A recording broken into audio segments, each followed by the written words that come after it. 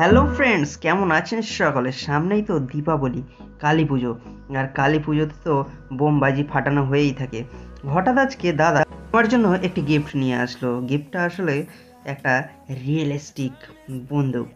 তো দেখা যাক, এই বন্দুকটার আনবক্সিং করব আজকে। বাক্সটা খুলেই দেখা যাক কেমন হয়েছে এই বন্দুকটা। মনে খুবই উৎসাহ লাগছিল, কারণ এটা দাদার খুবই শখের একটা জিনিস, আর অনেক দিন ধরেই ও এটা কিনবে কিনবে করছিল। আজকে নিয়ে এসছে। চলুন দেখা যাক এটা কেমন হয়েছে। বন্দুকটা হাতে নিতেই দেখলাম বেশ ভারী আছে, কিন্তু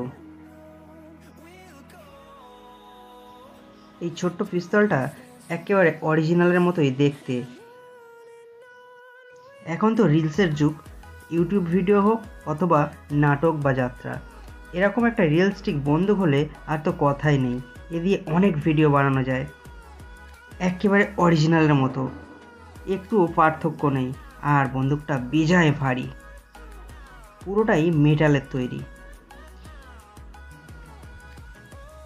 আমি একটু খুলে দেখছি। হ্যাঁ, এর ব্যারেলটাও ঠিক মতোই কাজ করছে। না, এটা শুধু যে শৌখিন দেখার বস্তু তা নয়, এটা চলেও। এই ছোট ছোট ব্যারেলের গর্তগুলোতে বারুদ ভর্তি হয়, আর সেটাই ফাটে। তো চলুন দেখা যাক এটা কাজ কতটা করে।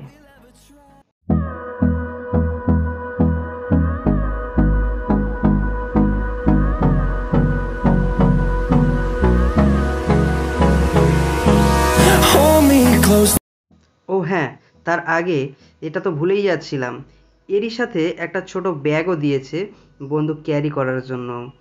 একেবারে নিয়ম মেনেই সব কিছু। খেলনা হলেও ওজন তো আছে।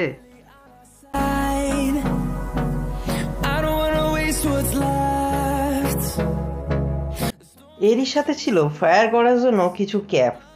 ক্যাপের প্যাকেটগুলো আলাদা কিনতে হয়েছিল।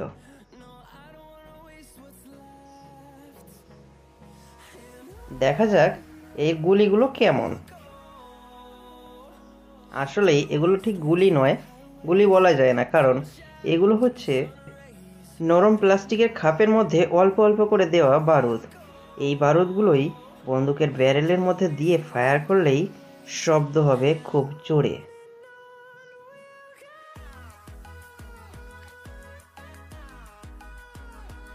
আমি একটা ক্যাপ ভেঙে নিচ্ছি, আর এবার এটাকেই ফায়ার করে দেখব কেমন হয়।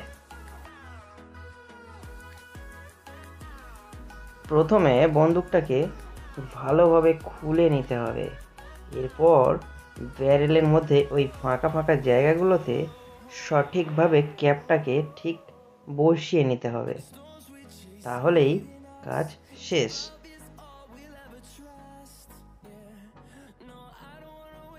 তাহলে এবার ফায়ার করে দেখা যাক।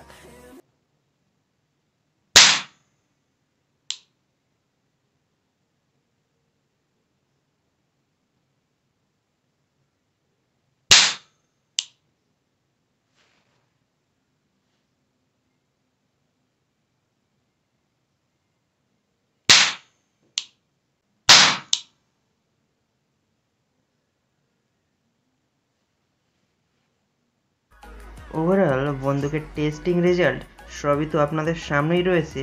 আমার তো খুব ভালো লেগেছে, আপনাদের কেমন লেগেছে অবশ্যই কমেন্ট করে জানাবেন। ভিডিওটি ভালো লাগলে অবশ্যই একটা লাইক করে ভিডিওটি শেয়ার করতে ভুলবেন না।